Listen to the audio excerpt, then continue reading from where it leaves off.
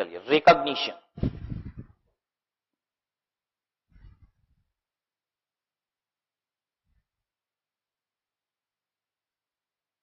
The cost of an item of property, plant and equipment should be recognized as an asset if and only if. देखिए यहां पे एक बहुत विशेष बात करेगा आपसे, कहेगा कि आपने 10 करोड़ रुपए की एक मशीन खरीदी, ठीक है, तो क्या आप 10 करोड़ रुपए तुरंत बैलेंस शीट में दिखा दो कि 10 करोड़ रुपए की मशीन? कह रहे नहीं, अभी हम बताएंगे वो दिखाने योग्य है भी कि नहीं। उस मशीन को 10 करोड़ रुपए का लिखा जाएगा। आपके पैसे खर्च करना ये डिसाइड नहीं करता है कि आपके पास प्रॉपर्टी आ गई है, वो बैलेंस शीट में रिकॉग्नाइज हो जानी चाहिए, ठीक है। आपने पैसे लगा दिए 10 करोड़ रुपए, स्टिल कह रहे रिकॉग्निशन अब हम बताएंगे। देखिए कब होगा। The cost of an item of property, plant and equipment should be recognised as an asset if and only if A, it is probable that the future economic benefit associated with the item will flow to the enterprise. It is probable that the future economic benefit associated with the item will flow to the enterprise. इसका क्या मतलब है? हमने एक machine खरीदी 10 करोड़ रुपए की, पता है क्या बनाने के लिए? जीन्स। एक 10 करोड़ रुपए की मशीन खरीदी है हमने जीन्स बनाने के लिए, और जैसे ही ये मशीन खरीद के लाए हैं, इंडियन मार्केट में जीन्स का चलन ही खत्म हो चुका है। अब कोई जीन्स नहीं पहनता, खत्म हो गया, फैशन से ही आउट हो गया, ठीक है। अब ये बताइए क्या इस 10 करोड़ रुपए की मशीन से कोई भी फ्यूचर इकोनॉमिक बेनिफिट आने वाला है? नहीं। कह रहा अब ये मशीन रिकॉग्नाइज नहीं होगी बुक्स में। आई बात समझ में? मशीन खरीदे हैं 10 करोड़ की है, फिर भी वो machine property, plant and equipment की तरह दिखाई नहीं देगी।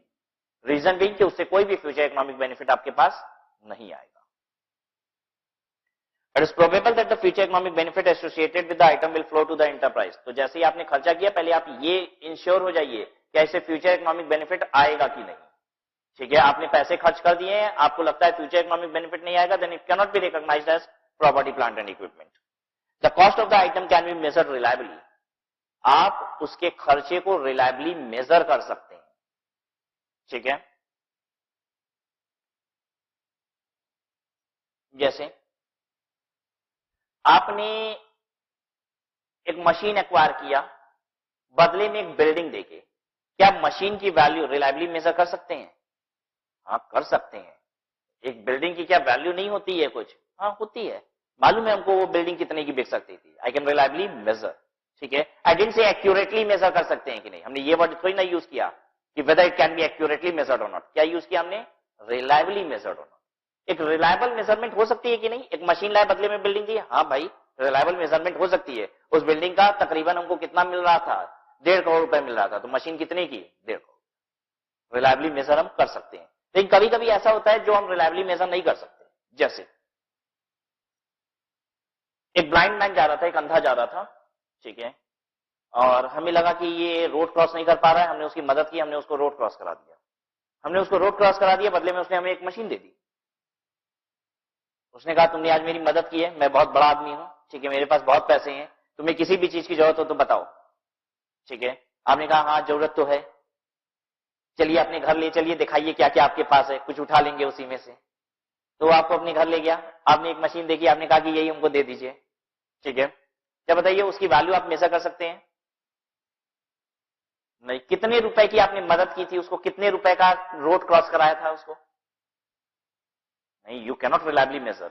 आप नहीं बता सकते वो कितने रुपए की वैल्यू का चीज था, ठीक है। रोड क्रॉस कराना अंधे को, इसकी क्या वैल्यू होती है बताइए? कोई लगा सकता है इसकी कीमत? इसकी कीमत ही नहीं लगाई जा सकती, ठीक है। तो कह रहा है जहां पे आप रिलायबली मेजर नहीं कर सकते हैं वहां पे आप रिकॉग्निशन नहीं करेंगे, ठीक है। अब आपको फ्री में मिल गई है तो आप उसे रिकॉग्नाइज नहीं करेंगे, बुक्स में उसकी वैल्यू नहीं होगी, ठीक है। हालांकि एक डिफरेंट अकाउंटिंग स्टैंडर्ड है जो ये बताता है कि अगर आपको फोकट की एसेट आ जाए, ठीक है, तो उसको कितने पे रिकॉग्नाइज करना चाहिए, and that is has been given in accounting for grant, ठीक है। जहां पे आपको ये बताया गया कि अगर फ्री में कोई एसेट पड़ जाए तो आप क्या कर सकते हैं, उसे एक नॉमिनल वैल्यू पे रिप्रेजेंट कर सकते हैं, 1 रुपया पे, 10 रुपया पे, व्हाटएवर, आप उसे रिकॉग्नाइज कर सकते हैं और ऐसी एसेट को डेप्रिशिएट करने की जरूरत नहीं पड़ती। क्लियर है बात? तो बेसिकली उसको नॉन रिकॉग्निशन क्राइटेरिया में डाला जाता है। आपने उसे रिकॉग्नाइज नहीं किया, एक नॉमिनल वैल्यू पे प्रेजेंट करने का मतलब तो सिर्फ ये होता है कि पता तो रहे कि कितनी एसेट है मेरे पास, ठीक है। तो याद रहेगा रिकॉग्निशन कब होता है? जल्दी बताइए रिकॉग्निशन कब होता है? एग्जाम में सिर्फ यही क्वेश्चन आ सकता है कि when property, plant and equipment is recognised in books of account, when future economic benefit must flow to the enterprise. ये बात क्लियर होनी चाहिए। दूसरी बात, उसकी कॉस्ट रिलायबली मेजर होनी चाहिए। ठीक है। Point number 2, spare parts and servicing equipment. Machine तो ठीक है, फ्यूचर इकोनॉमिक बेनिफिट है इसका, इसकी कॉस्ट हमने रिलायबली मेजर कर सकते हैं क्योंकि 10 करोड़ रुपए में खरीदे हैं तो सब पता ही है। तो ये तो प्रॉपर्टी प्लांट एंड इक्विपमेंट है। इसके साथ कुछ स्पेयर यूज होता है। इस मशीन को सर्विस करने के लिए एक इक्विपमेंट यूज करते हैं, इस मशीन की सर्विसिंग करने के लिए एक इक्विपमेंट यूज करते हैं, इसका एक स्पेयर पार्ट है। What is spare part? What is spare part? Spare parts का मतलब ये होता है कुछ ऐसे पार्ट्स होते हैं जो आपको अलग से लगाने ही पड़ते हैं। जैसे सिलाई मशीन है, ठीक है, सिलाई मशीन में एक चीज अलग से लगती है, क्या चीज है? निडल। ठीक है, वो उसका स्पेयर पार्ट है, उसके बिना तो वो चलता नहीं है। ठीक है, क्या जो निडल है वो कोई कंज्यूमेबल्स टाइप का आइटम है जैसे थ्रेड वगैरह है, मटेरियल फॉर प्रोडक्शन है? नहीं, वो मशीन का ही हिस्सा है। ठीक है, इनफैक्ट वो एक ऐसा पार्ट है जिसके बिना आपकी मशीन चलेगी। ठीक है, आपने 10 लाख रुपए की मशीन ले ली है, लेकिन निडल अगर आपके पास 2 रुपए का नहीं है तो शायद वो मशीन नहीं चल पाएगी। ठीक है, तो बहुत सारी मशीन में ब्लेड्स, निडल्स, इस टाइप की चीजें यूज होती हैं, those are called spare parts. तो spare parts and servicing equipments, ये भी क्या प्रॉपर्टी प्लांट एंड इक्विपमेंट है? आपको क्या लगता है, आप बताइए।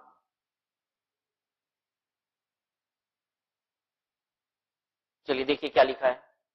Spare parts and servicing equipment are usually carried as inventory. Spare part और सर्विसिंग इक्विपमेंट ये सब इन्वेंट्री होते हैं एंड रिकॉग्नाइज्ड इन प्रॉफिट और loss as consume. Recognised in profit and loss as consume. देखिए होता क्या है, हम आपको बताएं।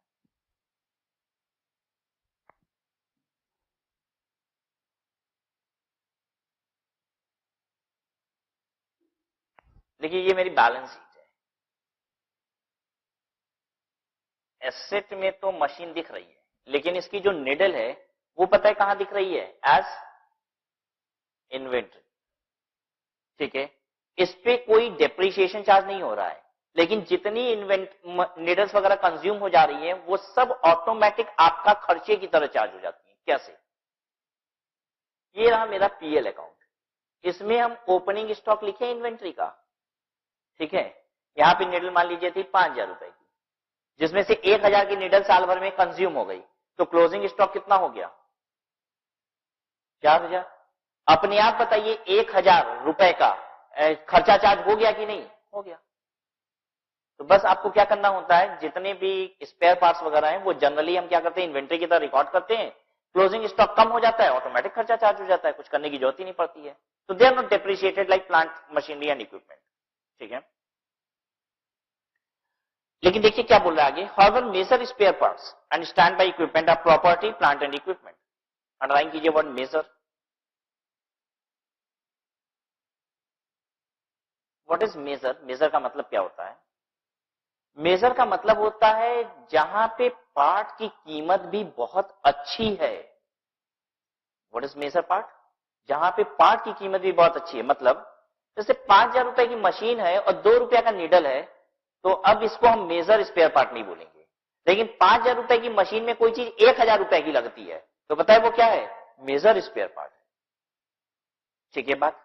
तो किसको कह रहा है? कह रहा है however major spare part and stand by equipment. What is stand by equipment?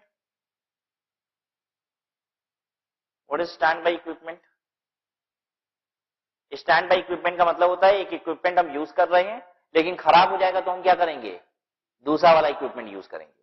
ठीक है, जैसे आपने अपने मोबाइल की 2 बैटरी खरीद ली, ठीक है, तो दूसरी वाली बैटरी पता है क्या है? स्टैंड बाय इक्विपमेंट, क्योंकि आप दोनों को एक साथ यूज नहीं कर सकते। स्टैंड बाय का मतलब होता है पहली खराब होगी तब दूसरी यूज होगी। ठीक है, तो जब ऐसा होता है तो उसे हम कहते हैं stand by equipments. However, major spare parts and standby equipments are property, plant and equipment when an entity expects to use them during more than one period. लेकिन कोई मेजर स्पेयर पार्ट है और आप उसका इस्तेमाल 1 साल से ज्यादा करोगे। अब मशीन की सुई तो दिन भर में 5 बार टूट रही है, ठीक है, तो उसकी बात नहीं कर रहा है। कह रहा है एक पार्ट लगाए हो आप, लेकिन आपकी एक्सपेक्टेशन है ये भी साल भर से ज्यादा चलेगा पार्ट। मशीन तो 20 साल चलेगा, लेकिन पार्ट भी 2 साल चलेगा, ये कहना चाह रहे हैं। ठीक है, मशीन 20 साल चलेगा, हम ये नहीं करेंगे कि पार्ट भी 20 साल चलेगा, पार्ट भी 1 साल से ज्यादा चलेगा, तो वो भी प्रॉपर्टी प्लांट एंड इक्विपमेंट है। लेकिन ध्यान दीजिएगा वो मेजर होना चाहिए। अगर वो भी छोटा मोटा ही है, 2-4 रुपए का ही है और साल भर से ज्यादा चलता है, तो भी उसे क्या रिकॉर्ड करना? इन्वेंट्री। तो एक एक चीज को बहुत ध्यान दीजिए, कब हम रिकॉर्ड कर सकते हैं उसे प्रॉपर्टी प्लांट एंड इक्विपमेंट? पहले तो वो मेजर पार्ट होना चाहिए। मेजर पार्ट का मतलब फुल कॉस्ट ऑफ मशीनरी के रिस्पेक्ट में उसकी कंपैरेटिव कॉस्ट भी ठीक ठाक दिखनी चाहिए। 10 लाख की मशीन है तो 1-2 लाख का वो भी पार्ट होना चाहिए, ठीक है। 10 लाख की मशीन में 500 रुपए का कोई पार्ट है तो भले वो कितना भी चलता है इस बात से फर्क नहीं पड़ता, वो क्या कहलाएगा? इन्वेंट्री। आई बात समझिए, मेजर पार्ट होना चाहिए। दूसरी बात, एक और कंडीशन सेटिस्फाई करनी पड़ेगी उसके साथ ही साथ, 1 साल से ज्यादा वो चलना भी चाहिए। However, major spare part and standby equipment are property, plant and equipment when an entity expects to use them during more than one period. ठीक है, और अलाइन कीजिए वर्ड expects to use, और उसके ऊपर लिखिए whether actually used or not. Whether actually used or not.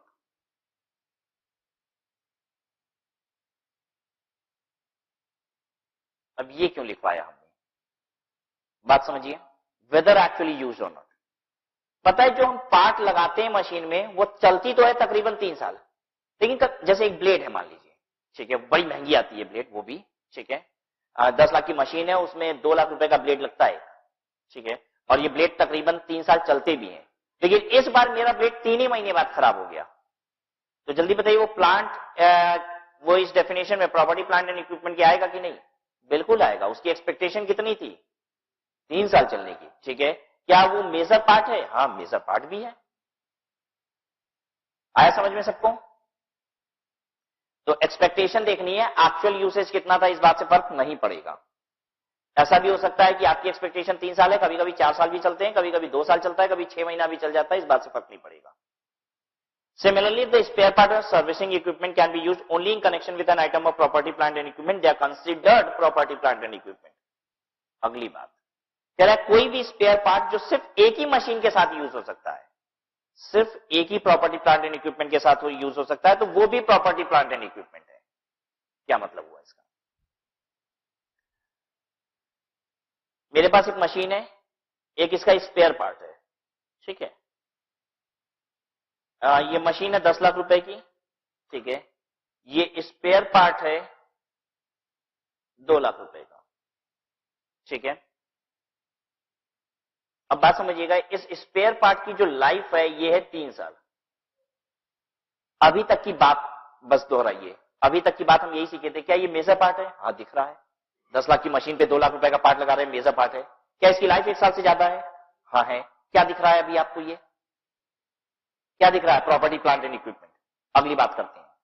लेकिन ये स्पेयर पार्ट पता है कैसा है? ये स्पेयर पार्ट ऐसा है कि जिस दिन मशीन खराब हो जाएगी उस दिन ये स्पेयर पार्ट किसी काम का नहीं है आपके। आप कहोगे सर हम ये मशीन जैसे ही खराब हो जाएगी एक दूसरी मशीन लेके आएंगे, बिल्कुल यही वाली मशीन लेके आएंगे। अब बिल्कुल यही वाली मशीन लेके आइए, आप बिल्कुल यही वाली मशीन लेके आइए तो भी ये स्पेयर पार्ट काम नहीं करेगा। ये स्पेयर पार्ट बस इसी मशीन पे चलता है। जैसे ये मशीन आउट, ये स्पेयर पार्ट नहीं काम करेगा, आपको ये भी दूसरा खरीदना ही पड़ेगा। ये जिस मशीन में एक बार फिट हो जाता है, निकाल लिए तो फिर स्क्रैप है ये भी। आई बात समझ में? फिर से रिपीट कर रहे हैं अपनी बात। ये जो स्पेयर पार्ट है that can be used only and only with respect to this machine, ठीक है। Although its life is 3 years, but अगर ये 6 महीने बाद गई तो ये भी गया। आई बात समझ में? अब अगली बात समझ, इस मशीन की लाइफ जो अब बची हुई है वो 1 ही साल है। इसका मतलब आपको ये बात पता है कि नहीं कि स्पेयर पार्ट लगाओगे भी तो कितना चलेगा? 1 साल। यानी आप जानते हो कि इसकी लाइफ कितनी है? 1 year। जल्दी बताइए प्रॉपर्टी प्लांट एंड इक्विपमेंट है कि नहीं है? अब बताइए ये प्रॉपर्टी प्लांट एंड इक्विपमेंट है कि नहीं है? 3 साल चलता है, लेकिन हम तो जान रहे हैं, खरीदते समय भी जान रहे हैं कि 1 ही साल चलाएंगे, क्योंकि 1 साल बाद तो ये काम नहीं करेगा। अब इसको प्रॉपर्टी प्लांट एंड इक्विपमेंट कहें कि नहीं?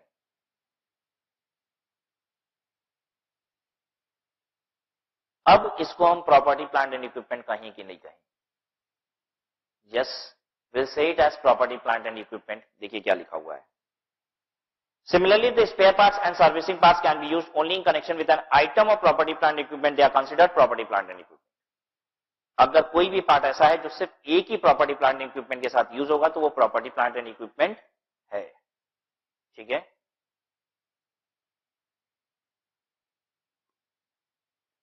तो क्या क्या चीजें याद रखनी है कि एक particular spare part property plant and equipment है कि नहीं है? मेजर पार्ट होना चाहिए। दूसरी बात, 1 साल से अधिक चलना चाहिए, या फिर एक डिफरेंट बात कर लीजिए, क्या किसी एक particular property plant and equipment के साथ यूज होती है तो वो प्रॉपर्टी प्लांट एंड इक्विपमेंट है। ठीक है, फिर वहां पे आपको वो मेजर पार्ट है कि नहीं है, उसकी लाइफ कितनी है, ये देखने की जरूरत नहीं पड़ेगी। वो एक अगर पर्टिकुलर स्पेसिफिक है मशीन के रिस्पेक्ट में तो हम उसको प्रॉपर्टी प्लांट एंड इक्विपमेंट की तरह ही ट्रीट करते हैं। ठीक है, इन्वेंट्री की तरह तभी ट्रीट करते हैं, अब इसका दूसरा एस्पेक्ट कि हम उसे इन्वेंट्री की तरह तभी ट्रीट करते हैं जब वो जनरली यूज होती है। वो स्पेयर पार्ट ऐसा है कि किसी भी मशीन के साथ यूज हो सकता है।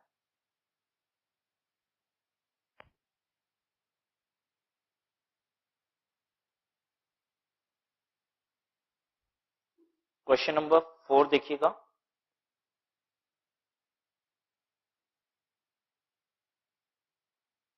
An entity manufactures chemical, it services its manufacturing plant when using specialized servicing equipment that is unique to the servicing requirement of its plant.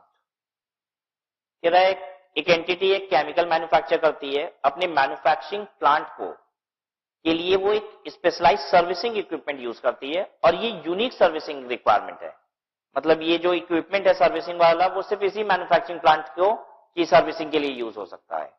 Whether such servicing equipment are inventory or property plant and equipment, तो servicing equipment को क्या बोले? Property plant and equipment. ठीक है, the servicing equipment classified as, लिख लीजिए, property plant and equipment.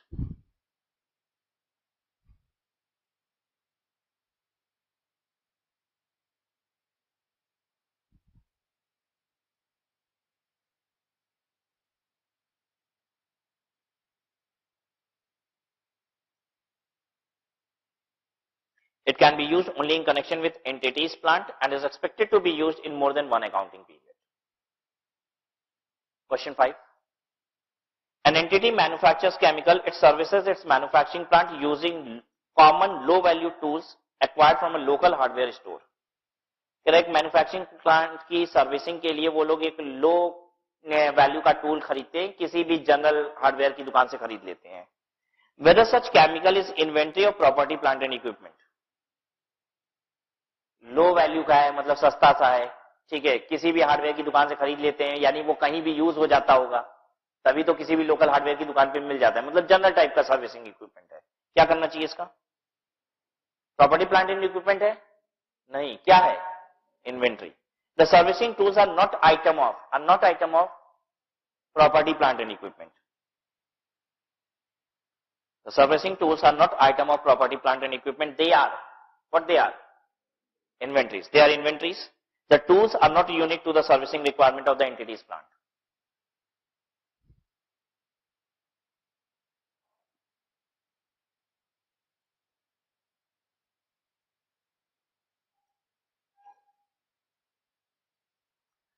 बताइए, classroom है, उसमें 2 एसी लगी हुई है, ठीक है,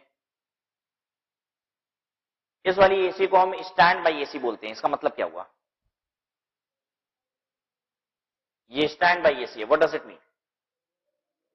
ये जब बंद होगी तभी ये चलेगी, अगर ये चल रही है तो ये नहीं चलेगी, तब इसे कहा जाएगा स्टैंड बाई एसी।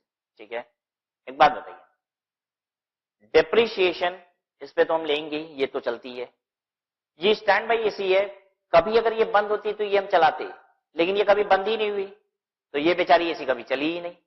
ठीक है, पूरे साल भर ये एसी चली ही नहीं, क्या इस पे डेप्रिसिएशन मिलेगा? हाँ मिलेगा। ठीक है, आपने एक वर्ड यूज किया था जिसको हमने अंडरलाइन करा दिया था, एक्सपेक्टेड टू बी यूज्ड।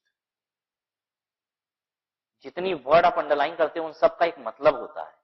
ठीक है, हम कहां कह रहे हैं कि वो यूज होना चाहिए एक्चुअल में, तभी आपको डेप्रिसिएशन मिलेगा।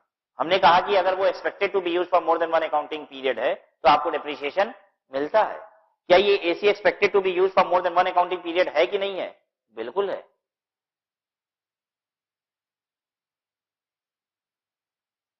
क्वेश्चन नंबर 6 देखिए, a private hospital has installed 2 identical backup generators. एक हॉस्पिटल में 2 बैकअप जनरेटर्स हैं।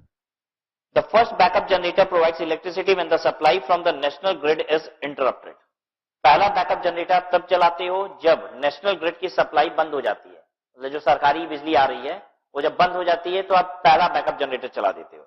The second backup generator will be used in the unlikely event that the first backup generator fails. कह रहा है जब पहला बैकअप जनरेटर अगर फेल कर जाएगा तो फिर कौन सा चला देंगे, दूसरा बैकअप जनरेटर। मतलब दोनों एक साथ नहीं चलता है, पहला बंद होगा तो दूसरा चलाएंगे। तो दूसरे वाले को क्या बोला जाएगा अब, हाँ, स्टैंड बाई हो गया। When the supply from the national grid is interrupted. In the second, spelling सही कर लीजिएगा, is second backup generator also property plant and equipment। पहला वाला तो भाई चलता है प्रॉपर्टी प्लांट एंड इक्विपमेंट है, बैकअप वाला भी प्रॉपर्टी प्लांट एंड इक्विपमेंट है।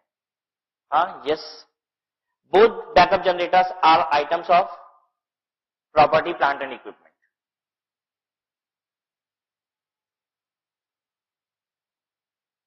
The standby equipment is expected to be used in more than one accounting period.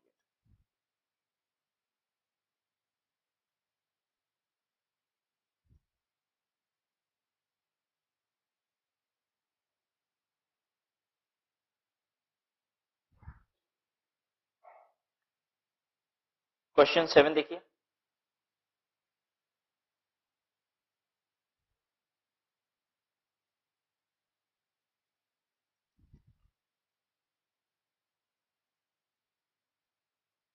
Question 7. X Limited has carried out certain works on various machines in their engineering plant, which manufactures high quality metal patterns and templates for use in industry. कह रहा है कुछ X Limited क्या करता है, machine पे कुछ काम करता है जिससे वो कुछ मेटल्स के पैटर्न वगैरह निकालता है जो दूसरी इंडस्ट्रीज में काम आते हैं।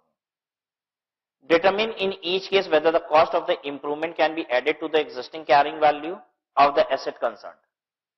बेसिकली ये रिपेयर वगैरह के कुछ खर्चे, मतलब एक बार एसेट परचेज कर दी गई है, कुछ इंप्रूवमेंट के लिए हम खर्चे कर रहे हैं। आपको ये डिसाइड करना है क्या ये इंप्रूवमेंट के खर्चे कैपिटलाइज होने चाहिए या फिर ये रेवेन्यू एक्सपेंडिचर है। ठीक है, पहले तो आपसे ये समझ लीजिए कि आप समझते हैं कि कौन से खर्चे को कैपिटलाइज किया जाता है, कौन से खर्चे को कैपिटलाइज किया जाता है। हम मशीन की पे रिपेयर का खर्चा करते हैं तो वो एक रेवेन्यू एक्सपेंडिचर है कि कैपिटलाइज है, होना चाहिए। डिपेंड करता है। अगर आप मशीन से फ्यूचर इकोनॉमिक बेनिफिट इंक्रीज कर सकते हो, ठीक है, अगर आप मशीन की फ्यूचर इकोनॉमिक बेनिफिट इंक्रीज कर सकते हो उस खर्चे की वजह से, तो पता है अब ये खर्चा क्या कहलाएगा, कैपिटल एक्सपेंस, और ये कैपिटलाइज कर दिया जाएगा, मशीन की कॉस्ट के साथ जोड़ दिया जाएगा। लेकिन आप रेगुलर एफिशिएंसीज को मेंटेन करने के लिए, ठीक है, वो ठीक ठाक मशीन चलती रहे, इसके लिए जो रिपेयर मेंटेनेंस के खर्चे करते हो, इसे क्या कहा जाता है, रेवेन्यू एक्सपेंडिचर। ठीक है,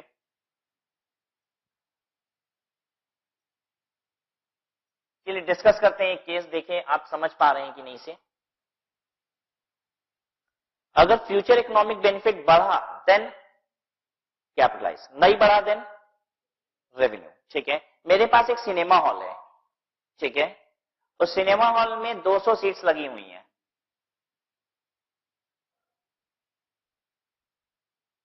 ठीक है, हर 3 महीने में इसमें से 10 सीट फट जाती है।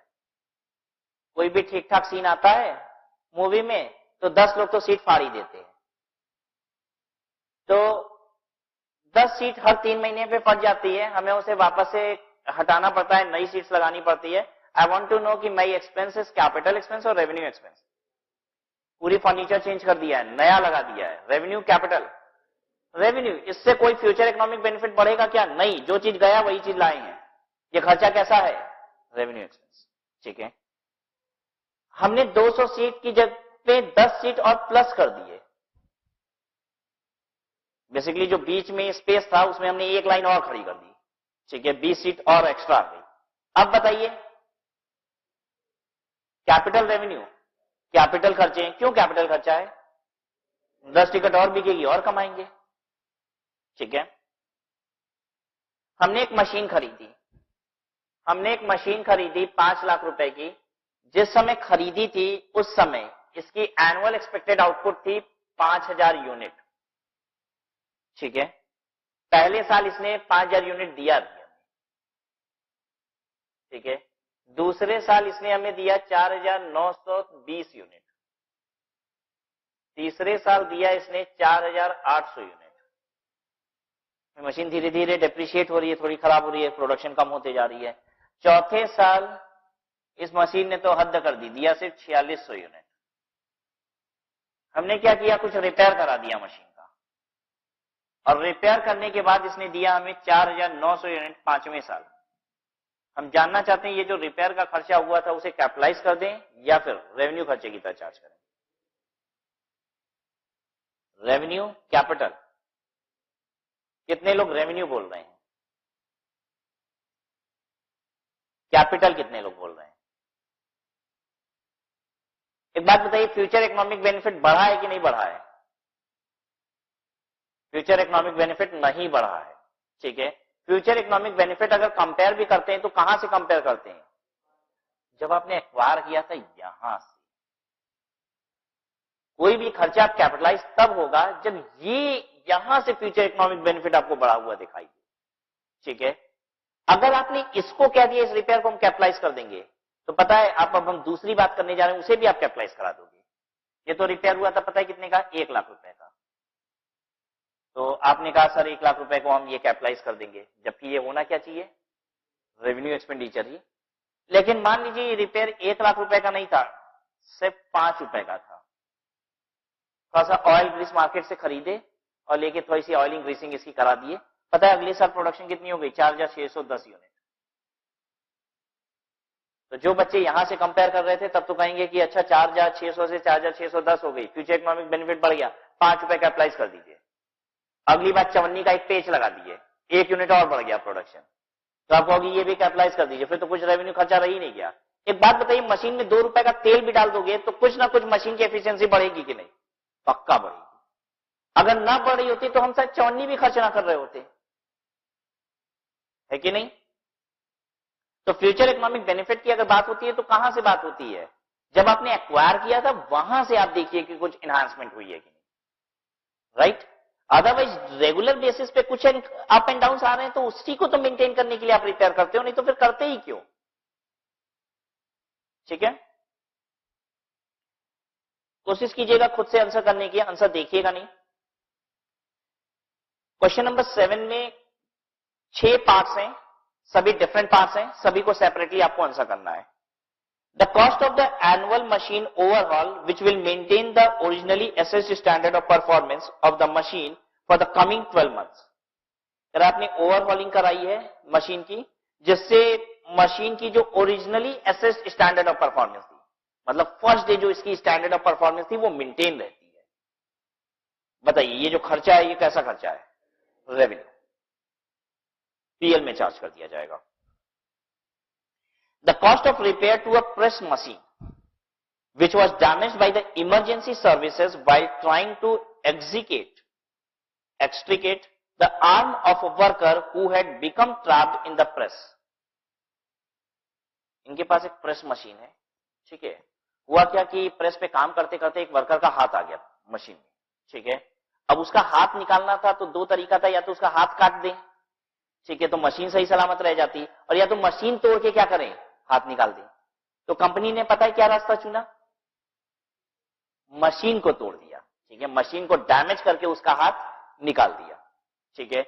अब डैमेज हो गया मशीन तो वापस से रिपेयर कराया, ठीक है, वापस से रिपेयर करा के उसको उसी कंडीशन पे मेंटेन कर दिया। कह रहा है खर्चा बताइए कौन सा? कैपिटल।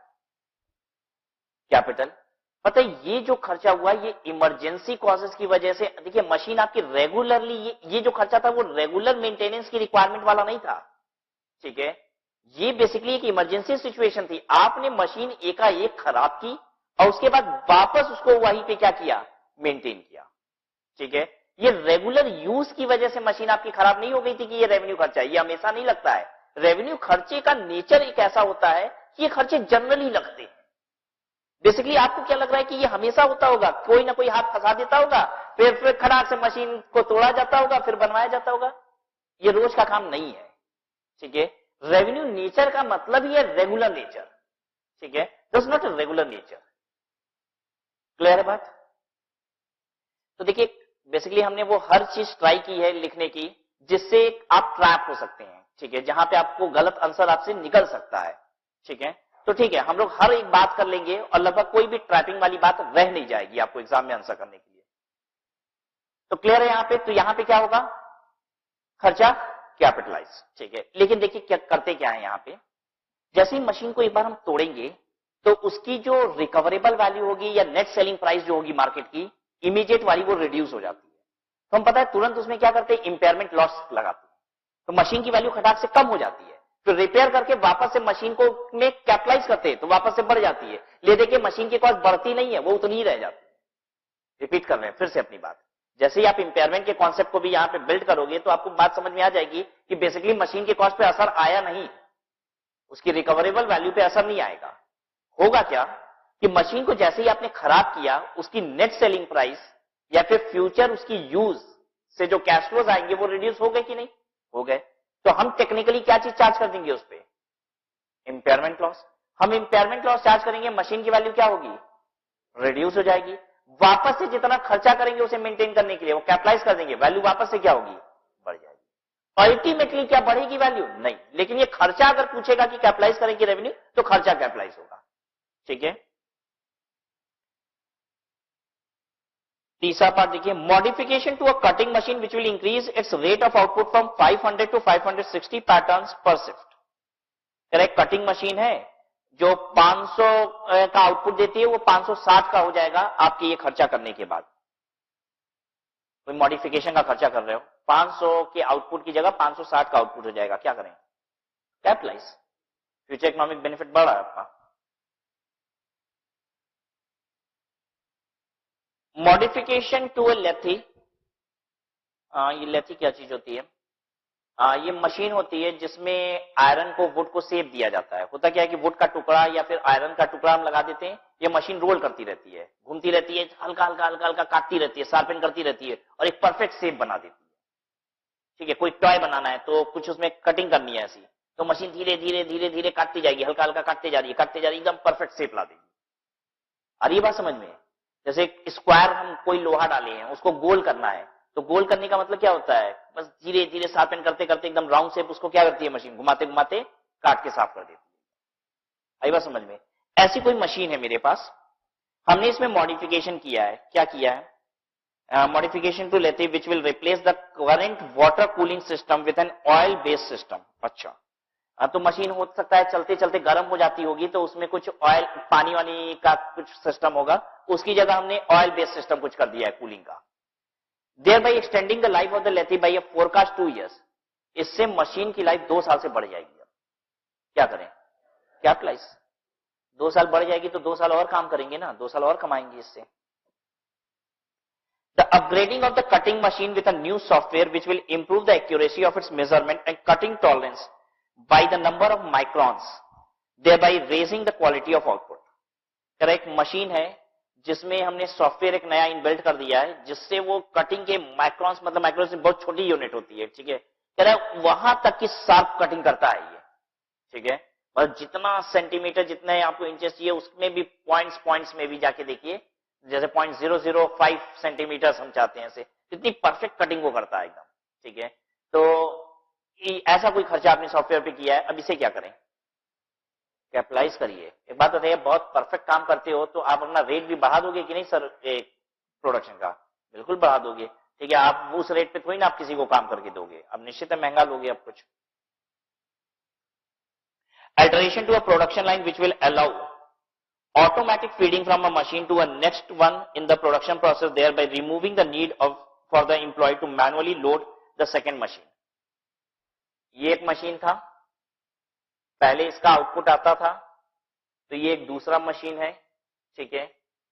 इस पे से क्या किया जाता था? इस आउटपुट को लाके डाला जाता था, तो यहां से फिर 30 मशीन से आउटपुट निकलता था। यहां से यहां तक आउटपुट डालने का काम लेबर करते थे। पहली वाली मशीन से आउटपुट आया, ये उठा के इनपुट की तरह दूसरी मशीन में डाला जाता था, लेकिन ये काम पहले लेबर करते थे। हमने क्या किया? लेबर को हटाया सब और एक पाइपलाइन यहां से यहां तक लगा दी। इसका आउटपुट अब सीधे ऑटोमेटिक इसमें आ जाता है, इस मशीन में आ जाता है और आउटपुट बाहर आ जाता है। तो हमने अब यहां से लेबर वगैरह हट गए। अब ऐसा करने से आपको बताना है कि ये खर्चा कैपिटलाइज होगा या रेवेन्यू खर्चा है? कैपिटलाइज हो जाएगा। क्यों? जो इंप्लॉयज लगे हुए थे उनकी सैलरी के खर्चे अब कम हो जाएंगे। इकोनॉमिक बेनिफिट बढ़ा कि नहीं बढ़ा? बढ़ गया। इकोनॉमिक बेनिफिट बढ़ने का मतलब सिर्फ रेवेन्यू का बढ़ना नहीं होता, खर्चे का कम होना भी क्या है? इकोनॉमिक बेनिफिट ही है। जैसे हम कह रहे हैं कि 5 लाख रुपए की मशीन खरीदे थे जो 5000 यूनिट बनाती थी, ठीक है, लेकिन 5000 यूनिट में से वो 10 यूनिट मेरा वेस्ट कर देती थी। रॉ मटेरियल हमको यानी कितना डालना पड़ता था पता है? 5000 यूनिट ये बनाती थी, यानी 5000 10 यूनिट हम डालते थे रॉ मटेरियल। आई बात समझ में? 10 यूनिट वो वेस्ट भी कर देती थी। अब ये मशीन ऐसी हो गई है कि सिर्फ 5 यूनिट वेस्ट करती है और प्रोडक्शन कितनी है? आज भी 5000 यूनिट है। तो ये बताइए खर्चा कैपिटलाइज होगा कि नहीं? हमने कुछ खर्चा किया जिससे मशीन की वेस्टेज 5 यूनिट हो गई है, प्रोडक्शन आज भी 5000 यूनिट है। क्या खर्चा कैपिटलाइज होगा? हाँ होगा। पता है क्यों होगा? क्योंकि अब हमको 5000 10 यूनिट नहीं डालनी पड़ती है मशीन में। कितना डालना पड़ता है रॉ मटेरियल? 5000 5 यूनिट। खर्चे कम हो गए हमारे, इकोनॉमिक बेनिफिट बढ़ गया मेरा।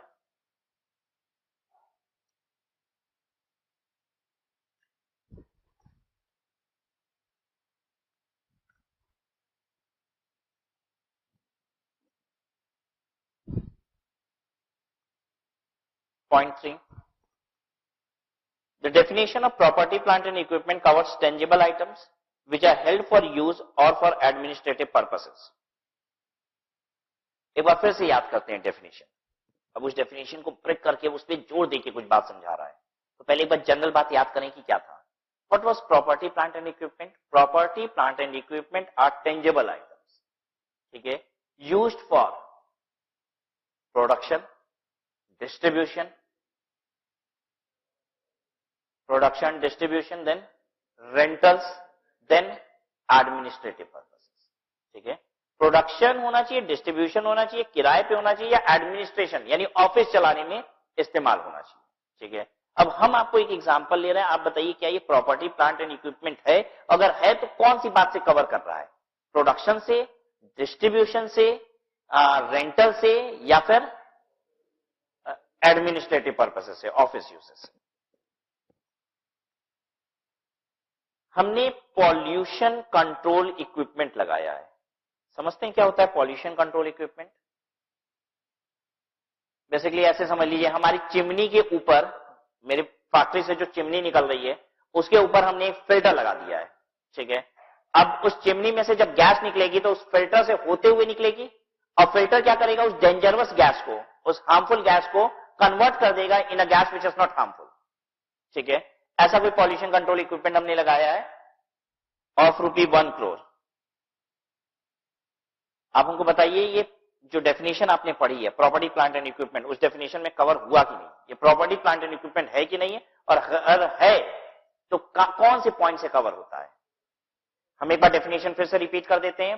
Property, plant and equipment are tangible items used for production, distribution, rental, administrative purposes. और बी पॉइंट था उसका, it must be used for more than 1 year. ठीक है, period of more than 12 months. जल्दी बताइए कहां से कवर होता है ये? Used in production. कितने बच्चे बोल रहे हैं ये प्रोडक्शन में इस्तेमाल होता है? प्रोडक्शन में इस्तेमाल नहीं होता। क्या इस पॉल्यूशन कंट्रोल इक्विपमेंट की मदद से आप प्रोडक्शन करते हो? हटा देते हैं फिल्टर ये वाला चिमनी पे से, माल बंद हो गया बनना? नहीं, ये प्रोडक्शन में यूज नहीं होता है। फिर से सोचिए, प्रोडक्शन में यूज नहीं होता। डिस्ट्रीब्यूशन में नहीं भाई, वहां भी नहीं यूज हो रहा है। तीसरा, रेंटल टू अदर्स, किराए पे दिए इसको, ये भी नहीं है। चौथा, एडमिनिस्ट्रेटिव ऑफिस में यूज होता है, वो भी नहीं है। तब यानी ये फिर तो प्रॉपर्टी, प्लांट एंड इक्विपमेंट नहीं है और इस पे डेप्रिसिएशन नहीं मिलना चाहिए। आपका दिल क्या कहता है? क्या ये asset property, plant and equipment कहलाना चाहिए और इस पे डेप्रिसिएशन मिलना चाहिए, नहीं मिलना चाहिए? हाँ, मिलना चाहिए। अब यहां पे यही बात समझा रहा है। क्या समझा रहा है? कह रहा है एडमिनिस्ट्रेटिव पर्पसेस को एकदम नैरो सेंस में मत लो, दिल खोल के इस बात को समझो। ठीक है, जब आप एडमिनिस्ट्रेटिव पर्पसेस को नैरो सेंस में देखते हो तो इसका मतलब होता है ऑफिस में इस्तेमाल होना चाहिए, जबकि कहने का मतलब ये नहीं है। वो कह रहा है जब हम स्टैंडर्ड में एडमिनिस्ट्रेटिव पर्पसेस बोलते हैं तो हम ये कहना चाहते हैं सहूलियत से, धंधा करने के लिए जितनी भी चीज चाहिए, ठीक है। इसका मतलब ये नहीं कि इसके बिना भी ऑफिस चल सकता था, तो चलो ये फिर एडमिनिस्ट्रेटिव पर्पसेस में नहीं है। एक बात बताइए, उसका कहना यह है कि जब इसके बिना चल ही सकता था तो इसके बिना ही चला लिए होते। इसका मतलब है कि इसकी जरूरत होती है, ठीक है, कंपनी चलाने के लिए इसकी जरूरत है, और जिन भी चीजों की कंपनी चलाने के लिए जरूरत है सब एडमिनिस्ट्रेटिव पर्पसेस वाली, ठीक है। एडमिनिस्ट्रेटिव पर्पसेस का मतलब होता है ऑफिस में इस्तेमाल होने वाली चीजें, और इसका मतलब यह है कि जिन भी चीजों के बिना आपकी ऑफिस कंफर्टेबली नहीं चलती है, उसका मतलब यह नहीं है जिसके बिना ही ऑफिस नहीं चलती है, ठीक है। यह भी एक जरूरी चीज है, ठीक है, इसका इस्तेमाल भी जरूरी है। तो कह रहा है एडमिनिस्ट्रेटिव पर्पसेस को नैरो सेंस में नहीं देखना है, कैसे देखना है, इन अ ब्रॉडर सेंस, ठीक है। दिल खोल के चीजों को जब देखेंगे तब आप ये बात समझ पाएंगे कि administrative purposes is a broader concept, ठीक है। चलिए पढ़िए इसको। The definition of property, plant and equipment covers tangible items which are held for use or for administrative purposes. The term administrative purposes has been used in wider sense to include all business expenses other than production or supply or services for rental for others. कह रहा है business में इस्तेमाल होने वाली बाकी सभी चीजें जो प्रोडक्शन, डिस्ट्रीब्यूशन और रेंटल में नहीं होती हैं, वो एडमिनिस्ट्रेटिव में होती हैं। कह रहा है वो डेफिनेशन मत लगाओ जो कॉस्टिंग में लगाते हो।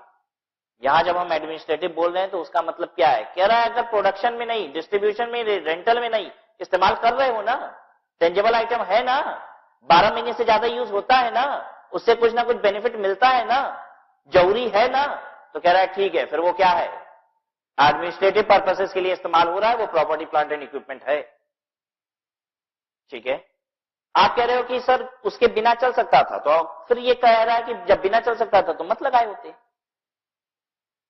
ठीक है। Thus property, plant and equipment would include asset used for selling and distribution. कह रहा है कुछ एसेट यूज होती हैं बेचने के लिए, डिस्ट्रीब्यूट करने के लिए, ठीक है। फाइनेंसिंग एंड अकाउंटिंग, फाइनेंस में और अकाउंटिंग में कुछ चीजें यूज होती हैं, ठीक है। Personal and other functions of the enterprise, staff वगैरह के लिए वो चीजें जरूरी होती हैं, ठीक है। जैसे हमने फैक्ट्री के बाहर एक वाटर कूलर लगा रखा है, ठीक है, पानी ठंडा होता है, वर्कर पीते हैं। अब आप कहोगे प्रोडक्शन में तो इस्तेमाल हो नहीं रहा है, डिस्ट्रीब्यूशन में तो इस्तेमाल हो नहीं रहा है, ऑफिस में तो इस्तेमाल हो नहीं रहा है, ठीक है, किराए पे तो दिए नहीं है, तो फिर नहीं है प्रॉपर्टी। अरे नहीं, प्रॉपर्टी, प्लांट एंड इक्विपमेंट है, डेप्रिसिएशन वगैरह सब मिलेगा उस पर, ठीक है। हम ये सारी चीजों को क्या मान लेते हैं, एडमिनिस्ट्रेटिव पर्पसेस। आई बात समझ में सबको। कह रहा है personal and other functions of the enterprise, items of property, plant and equipment may also be acquired for safety or environmental reasons, ठीक है। मेरे फैक्ट्री में फायर एक्सटिंग्विशर लगा हुआ है, फायर एक्सटिंग्विशर, बताइए इससे हम क्या कर रहे हैं, प्रोडक्शन कर रहे हैं? नहीं। डिस्ट्रीब्यूशन तो कर ही रहे होंगे? नहीं। तो क्या मानी फिर इसको? इसको भी एडमिनिस्ट्रेटिव पर्पसेस माना जाएगा। ये सब जरूरी है, ठीक है, इसके बिना नहीं चीजें चलती हैं। तो जितनी भी जरूरत वाली आपकी चीजें हैं, जो भी आपने ले रखा है, वो सब भी प्रॉपर्टी, प्लांट एंड इक्विपमेंट है, कह रहा है। तो सेफ्टी वाले, इन्वायरमेंटल रीजंस वाले, तो इसी का एग्जांपल लिया हमने, इन्वायरमेंटल रीजन वाला pollution control equipment. Fourth point, part of some items of property, plant and equipment may require replacement at regular interval. कह रहा है कुछ part property, plant and equipment के ऐसे होते हैं जिनको रेगुलरली हमें रिप्लेस करना होता है। Example, roof of a building. Building 50 साल अगर चलेगी तो उसका रूफ 50 साल नहीं चलेगा, छत उसकी 50 साल नहीं चलेगी, हो सकता है 5 साल पे, 10 साल पे रूफ को हमें क्या करना पड़ता है, रिप्लेस करना पड़ता है, ठीक है। क्योंकि धूप, बारिश, सब कुछ कौन सहता है, छत ही तो सहती है, ठीक है। बाकी उसके बिल्डिंग का नीचे वाला हिस्सा कम दर्द सहता है। सारे दर्द पहले किसको मिलते हैं, छत को मिलते हैं, ठीक है। तो उसकी लाइफ बेसिकली कम होती है, उसे हमें जल्दी रिप्लेस करना पड़ता है। बिल्डिंग 50 साल चलेगी तो रूफ 10 ही साल चलेगा, ठीक है। तो कहता है कि आप क्या करते हो, उसे रेगुलर इंटरवल पे रिप्लेस करते रहते हो। Entities shall add to the carrying amount of an item of property, plant and equipment the cost of replacing part of such an item when the cost is incurred. If the replacement part is expected to provide incremental future benefit to the entity, the carrying amount of those parts that are replaced is de-recognized. तो जो भी part आप replace करते हो machine की, कह रहा है कि पुराने वाले पार्ट को डी-रिकॉग्नाइज किया जाता है। डी-रिकॉग्नाइज करने का मतलब होता है writing off to PL account, ठीक है। पुराने वाले को राइट ऑफ कर दीजिए पीएल में। जैसे पुराने वाले की जो वैल्यू बची हुई थी पार्ट की, वो 2 लाख रुपए थी, तो 2 लाख रुपए पीएल में राइट ऑफ कर दीजिए। कैसे एंट्री करेंगे? PL account debit to asset. 2 lakh रुपए से एसेट की वैल्यू कम हो गई। अब फिर नया पार्ट उसका लगाए कितने में? 10 लाख रुपए में। तो आप एंट्री क्या करेंगे? Asset account debit to cash bank 10 lakh रुपए। ठीक है। तो जब भी आप प्रॉपर्टी प्लांट एंड इक्विपमेंट का कोई भी पार्ट रिप्लेस करते हो तो आपको क्या करना होगा? पुराने वाले पार्ट को डी रिकॉग्नाइज और नए वाले पार्ट को कैपिटलाइज। ठीक है। लेकिन हाँ, ये बात याद रखना होगा कि वो पार्ट क्या करना चाहिए? फ्यूचर इकोनॉमिक बेनिफिट बढ़ाना चाहिए। ठीक है।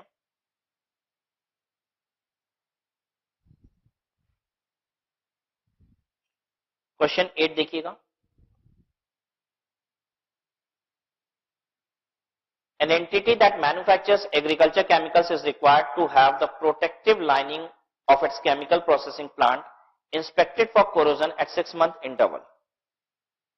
एक प्रोटेक्टिव लाइनिंग यूज होती है। बेसिकली कह रहा है कि एंटिटी के पास एक प्रोटेक्टिव लाइनिंग नाम का समझ लीजिए कि इक्विपमेंट है। ठीक है। केमिकल प्रोसेसिंग प्लांट में यूज होता है। Inspected for corrosion at 6-month interval. ये जो प्रोटेक्टिव लाइनिंग है इसको हम 6-6 महीने पे इंस्पेक्शन करते हैं कि ये ठीक है कि नहीं है, कहीं जंग तो नहीं लग गया। If the inspection reveals damage to the lining, the entity is required to replace the lining immediately. जब 6 महीने पे इंस्पेक्शन करते हैं और हमको ये दिखता है कि इसमें डैमेज आ गया है तो इसे रिप्लेस भी कर दिया जाता है। ध्यान दीजिएगा, प्लांट जो मशीन है वो तो है केमिकल प्रोसेसिंग प्लांट, ये नाम है, और उसके साथ जो इक्विपमेंट लग रहा है वो क्या है? Protective lining. ठीक है। प्रोटेक्टिव लाइनिंग की बात यहां पे हो रही है क्वेश्चन में। कह रहा है प्रोटेक्टिव लाइनिंग को 6 महीने पे चेक करते हैं और अगर उसमें कोई भी डैमेज वगैरह पाया जाता है तो उसे इमीडिएट रिप्लेस कर दिया जाता है। Experiences has shown that lining require replacement on average every 4 years। Experience के बेसिस पे बात किया जाए तो लाइनिंग को 4 साल पे ही बदलना पड़ता है। ठीक है। तो 6 महीने पे क्या कर रहे थे? चेक कर रहे थे सही है कि नहीं है। हर 6 महीने पे चेक करते हैं, अगर खराब होता है तो क्या करते हैं? बदल भी देते हैं। लेकिन एक्सपीरियंस हमारा ये कह रहा है कि कब बदलने की नौबत आती है? 4 साल पे। The entity depreciates lining on the straight line basis over their estimated 4-year useful life to a nil residual value. Entity अब इसलिए क्या करती है? 4 साल पे इसे डिप्रिशिएट करती है नील रेजिडुअल वैल्यू से। ठीक है। मतलब जो भी कॉस्ट उसकी होती है, cost divided by 4। The other parts of the plant are depreciated on straight line basis over their estimated 20-year useful life। बाकी पूरे प्लांट की लाइफ तो कितनी है? 20 साल। तो वो 20 साल पे डिप्रिशिएट होती है। During the current reporting period, an inspection revealed that a 3-year-old lining with a carrying amount of 1 lakh was damaged। कह रहा है एक पुराना लाइनिंग है, 3 साल ही पुराना है, लेकिन वो डैमेज हो गया है। उसकी कैरिंग अमाउंट कितनी चल रही है? 1 लाख। ठीक है।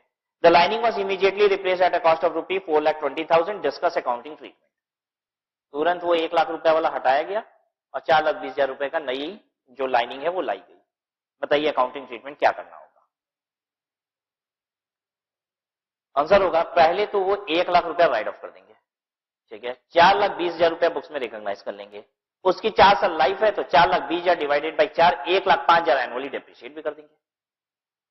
फिर से रिपीट करें, पुराना वाला 1 लाख रुपया डी रिकॉग्नाइज, नया वाला 4,20,000 रुपया रिकॉग्नाइज। 4,20,000 वाले की लाइफ कितनी? 4 साल डिवाइडेड बाई 4, 1,05,000 रुपया एनुअल डेप्रिसिएशन। इतना ही करना है। आंसर पढ़िए। To recognise the replacement lining the entity must record 4,20,000। Entity must record rupee 4,20,000 as an asset, property, plant and equipment. ठीक है। 4,20,000 रुपए की प्रॉपर्टी, प्लांट एंड इक्विपमेंट हो गई आपकी। The depreciation on new lining asset will be recognised as an expense in PL evenly over its estimated 4-year useful life. ठीक है। 4 साल पे उसको डेप्रिशिएट कर देंगे। वहीं पे लिख दीजिए 4,20,000 divided by 4 is equal to 1,05,000।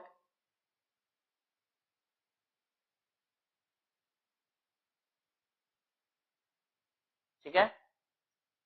फिर आगे पढ़िए। During the current reporting period, that is when the old lining was removed, the entity must record an expense in profit and loss account of कितना? 1 लाख रुपया of rupee 1 lakh for the de-recognition of the damaged lining। 1 lakh रुपया PL में recognise कर दीजिए। Entry बता दे सारी। Asset account debit to property, plant and equipment account debit to cash कितना? 4,20,000। ठीक है। एंट्री लिख देते हैं। पहली एंट्री होगी property plant and equipment account 4,20,000 जाता ना,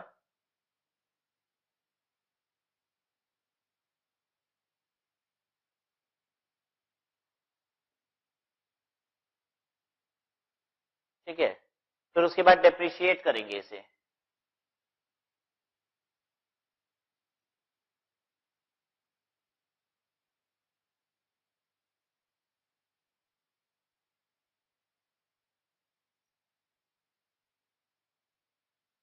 ₹1,05,000। और पुरानी वाली जो प्रॉपर्टी प्लांट एंड इक्विपमेंट थी वो थी ₹1,00,000 बुक्स में, उसको डी रिकॉग्नाइज भी कर देंगे।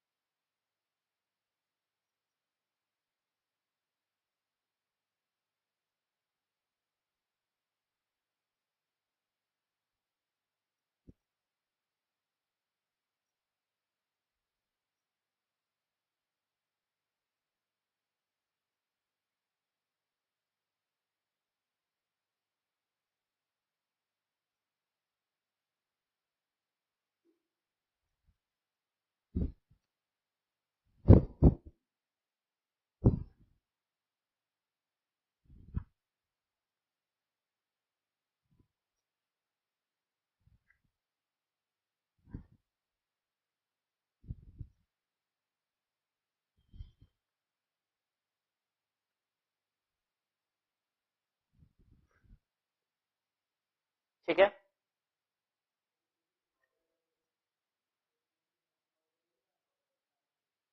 हमने प्रॉपर्टी प्लांट एंड इक्विपमेंट लिख दिया। This is a broader category, ये हेड का नाम है, ठीक है। इसके अंदर जो भी एसेट है वो आप नाम से रिकॉर्ड करेंगे, ठीक है।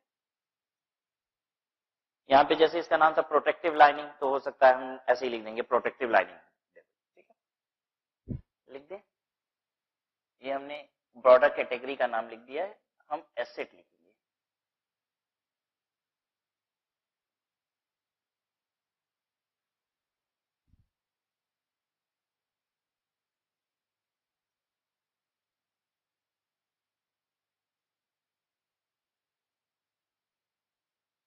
चलिए नेक्स्ट देखिए, पॉइंट नंबर 5।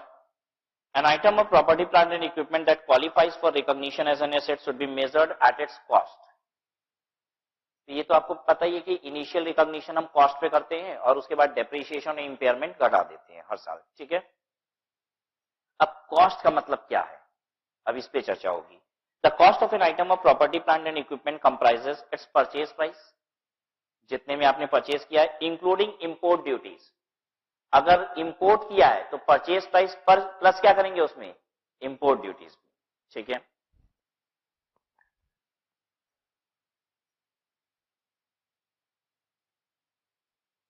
कॉस्ट क्या होता है आपको बता रहा है। कॉस्ट का मतलब होता है परचेज प्राइस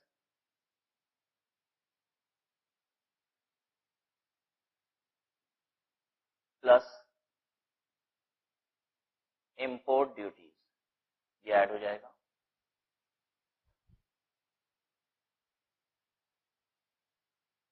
इंपोर्ट ड्यूटीज तब लगेगी जब आपने इंपोर्ट किया है, ठीक है। अब हम आपको बताते हैं कि इंपोर्ट ड्यूटीज का मतलब क्या होता है। इंपोर्ट ड्यूटीज का मतलब होता है BCD, ADD, special ADD, EC and SHEC. इस पे बहुत बड़ी चर्चा नहीं करनी है, ये टैक्सेशन का मैटर है, बहुत छोटे में इस बात को खत्म करते हैं। अगर एग्जाम में कभी भी इंपोर्ट ड्यूटीज लिखा हुआ है तो पता है इसको हम क्या मान लेते हैं, बीसीडी मान लेते हैं, और जो बीसीडी की ट्रीटमेंट होनी चाहिए वो करते हैं। BCD stands for basic custom duty, BCD stands for basic custom duty, ADD stands for additional duty, SPADD that is special additional duty, ठीक है। EC is education cess and SHEC secondary higher education cess. यानी जब भी आप विदेश से माल लाते हो India में तो आपको 5 टैक्सेस पे करने होते हैं, ये जनरल टैक्सेस है। इसके अलावा भी कुछ छोटे मोटे टैक्सेस और हो सकते हैं, ठीक है।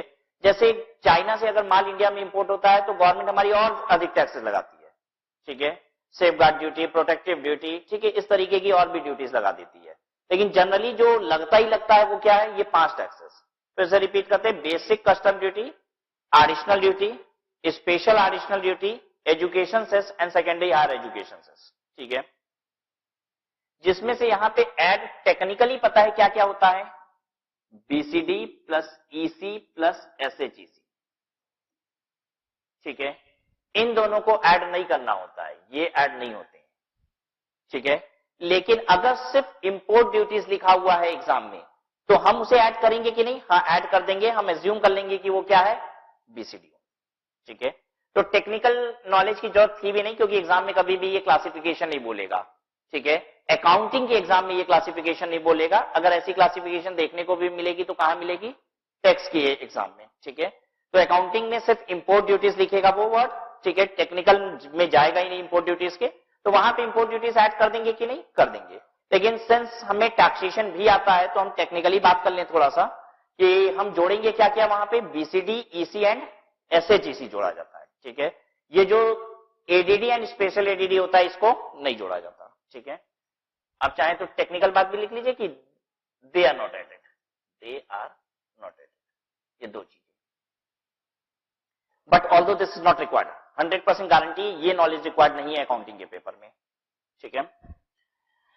Its purchase price including import duties and non refundable purchase taxes plus non refundable purchase taxes. Purchase के टैक्सेस क्या क्या होते हैं, परचेज टैक्सेस,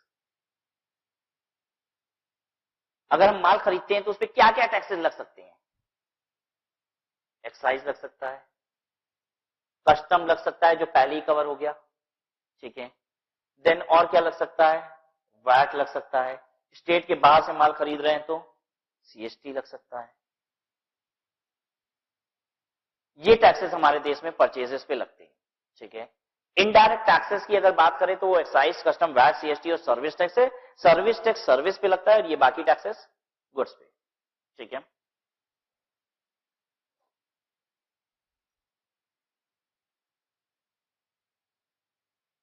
इन सभी को हटा के इन सब की जगह पे, मतलब कस्टम तो अलग से रहेगा ही रहेगा, ये बाकी टैक्सेस डिलीट हो जाएंगे, एक्साइज, वैट, सीएसटी और सर्विस टैक्स भी, और उसकी जगह पे क्या होगा, जीएसटी, ठीक है। ये जो जीएसटी है ये क्या है, रिफंडेबल टैक्सेस, ठीक है। GST is a refundable tax, VAT is a refundable tax, excise is a refundable tax, ठीक है। ये वाला तो पहले ही डिस्कशन हो चुका है, ठीक है, वो तो ऐड करना है, पहले ही हो गया चर्चा। ये CST is a non refundable tax. Refundable या नॉन रिफंडेबल का मतलब क्या होता है, रिफंडेबल टैक्स उसे कहते हैं जिसकी हम क्रेडिट ले लेते हैं। इनपुट टैक्स की क्रेडिट अगर लेना परमिटेड है आपको तो उसे कहा जाता है रिफंडेबल टैक्स, ठीक है। अगर हम कोई भी रॉ मटेरियल और मशीन खरीदते हैं जिसपे हमने एक्साइज ड्यूटी पे किया है, तो जब हम अपना आउटपुट बना के बेचेंगे तो उस पे जो एक्साइज ड्यूटी की कलेक्शन आएगी वो टोटलिटी में हमें गवर्नमेंट को पे नहीं करना पड़ेगा। जितना भी अपने इनपुट पे और मशीन पे हमने एक्साइज ड्यूटी ऑलरेडी पे की है अपने सप्लायर को, वो घटा के बैलेंस ही हम गवर्नमेंट को पे करते हैं। तो जब भी आपको इनपुट का टैक्स घटाने के लिए मिल जाता है तो इसे क्या कहा जाता है, रिफंडेबल टैक्सेस, ठीक है। ऐसे समझिए, हम एक मशीन खरीद के लाए और इस पे 50,000 रुपए की एक्साइज ड्यूटी पे की है, इस पे हम 50,000 रुपए का एक्साइज ड्यूटी पे किए हैं, ठीक है। 50,000 की मशीन नहीं है, ड्यूटी 50,000 की इस पे की है। इस मशीन से हम प्रोडक्ट बनाएंगे और प्रोडक्ट बना के बेचे और उस प्रोडक्ट पे 60,000 रुपए की एक्साइज ड्यूटी कलेक्ट कर लिए, तो पता है गवर्नमेंट को हमें कितना पे करना पड़ेगा, क्या 60,000 पे करते हैं, नहीं, हम उसमें से क्या करते हैं, ये वाला टैक्सेस घटा लेते हैं और बैलेंस गवर्नमेंट को पे करते हैं, ठीक है। तो सिंस ये हम टैक्सेस घटा लेते हैं तो ये टैक्सेस मेरी जेब से नहीं लगा, ये 50,000 मेरी जेब से नहीं लगा और इसलिए इसको मशीन की कॉस्ट में जोड़ा भी नहीं जाता है। ऐसे टैक्स को क्या बोलते हैं, refundable taxes, and this shall not be added, ठीक है। तो ये नॉन रिफंडेबल परचेज टैक्सेस का मतलब क्या है, सीएसटी, इसको ऐड कर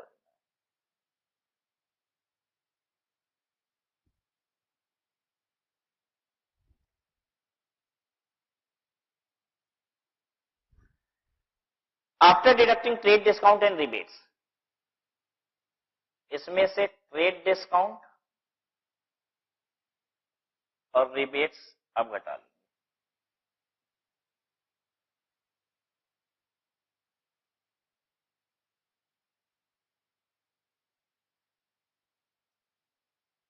ट्रेड डिस्काउंट को ही रिबेट भी कहते हैं।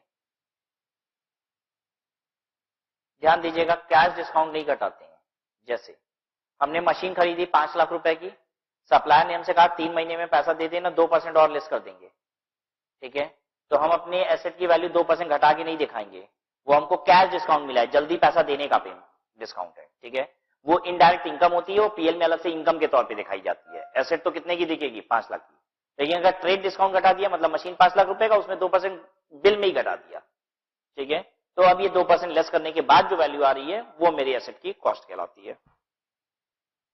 यहां पे गलती यहीं पे हो जाती है, वहां पे लिख लीजिए नॉट कैश डिस्काउंट, ठीक है, ताकि आपको भी याद रहे कैश डिस्काउंट नहीं घटता।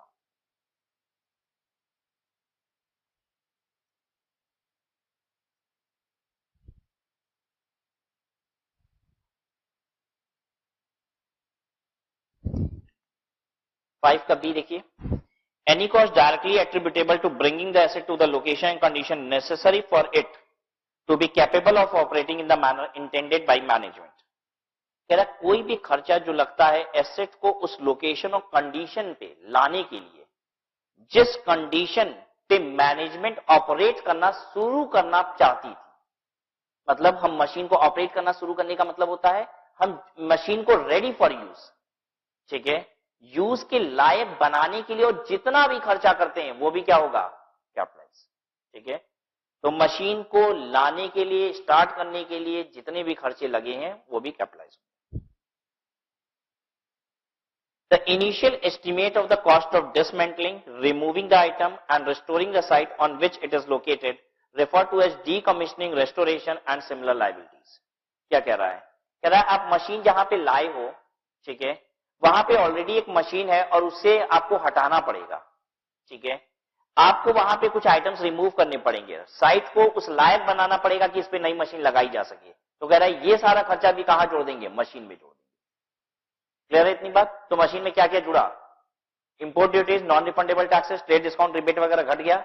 इस मशीन को रेडी फॉर यूज बनाने के लिए और जितना भी खर्चा लगा वो भी कैपिटलाइज कर देंगे। और क्या करेंगे, जिस साइट पे इसको लगा रहे हैं मशीन को, उस साइट पे और कुछ काम करना था, ठीक है, आप उस साइट को ठीक करना था, ठीक है, पुरानी मशीन को हटाना, सरकाना, ये सारी चीज, ये भी क्या होगा, इसमें कैपिटलाइज होगा। मतलब उस साइट को पर्टिकुलरली रेडी बनाने के लिए ताकि इस मशीन को यूज किया जा सके, ऐसे खर्चे को भी कैपिटलाइज कर दिया जाएगा, ठीक है।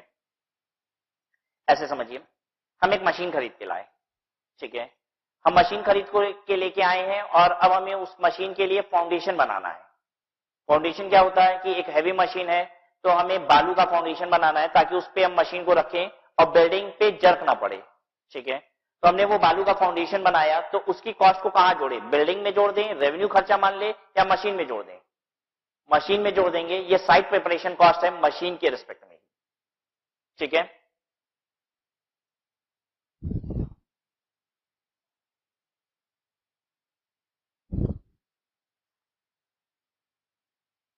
पॉइंट नंबर 6,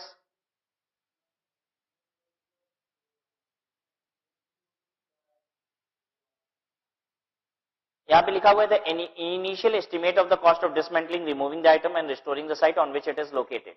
इसका मतलब यह है कि the amount which has come across to you, जो आपके सामने अमाउंट आया है कि ये सारे खर्चे इस पे लगेंगे, ठीक है। This is basically always based on the initial estimate which is made by the management itself, कि हमें ये काम करने में कितने खर्चे लगेंगे। Point number 6, examples of directly attributable cost are, कुछ खर्चे और जोड़ देने हैं, डायरेक्टली एट्रीब्यूटेबल कॉस्ट भी जोड़ देंगे। Cost of employee benefit as defined in AS 15, employee benefit arising directly from the construction or acquisition of item of property, plant and equipment.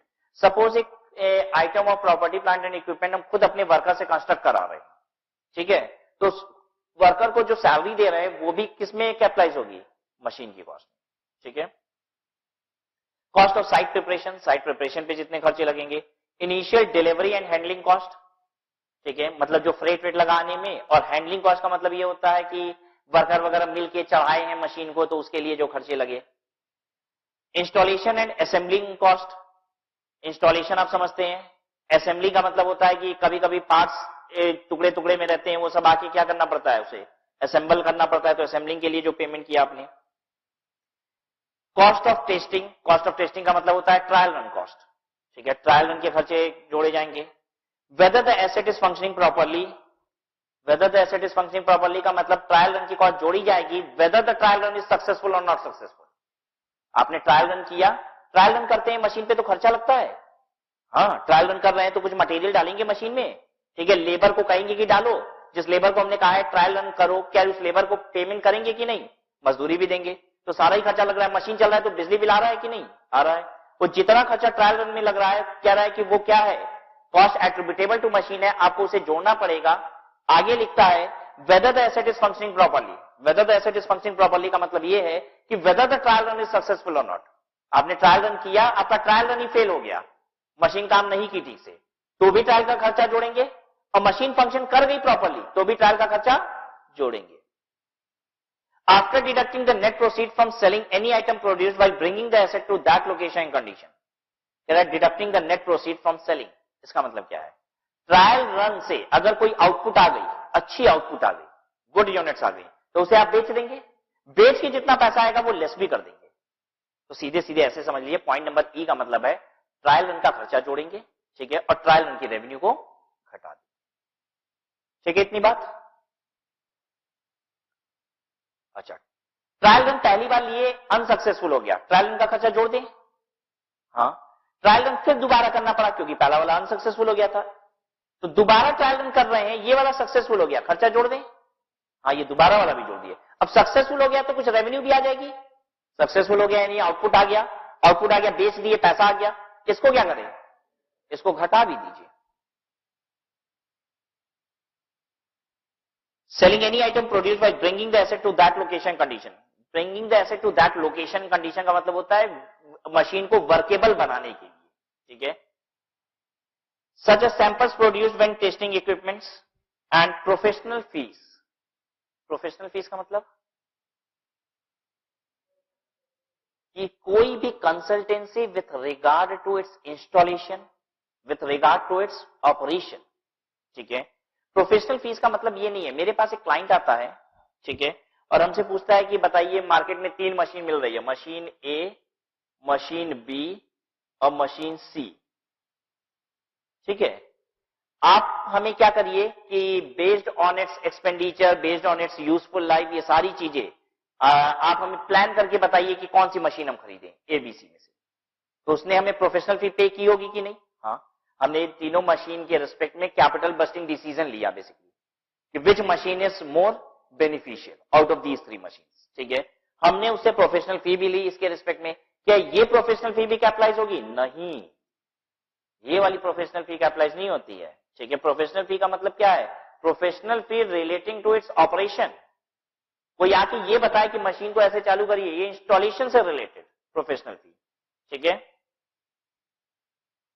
Machine proper है कि नहीं है, मशीन अच्छी है कि नहीं है, मशीन तो हमने खरीद ली कंपनी से, इसमें कोई डिफेक्ट तो नहीं है, ये चेक कराने के लिए हमने किसी को बुलाया प्रोफेशनल को, ठीक है। अब उसकी प्रोफेशनल फी आ गई, बात समझ में आ रही है, not relating to machine selection.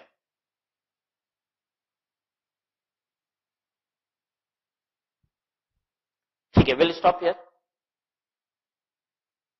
Next आगे जब मिलेंगे तो हम लोग क्या करेंगे, क्वेश्चन नंबर 9 से आगे कंटिन्यू करेंगे।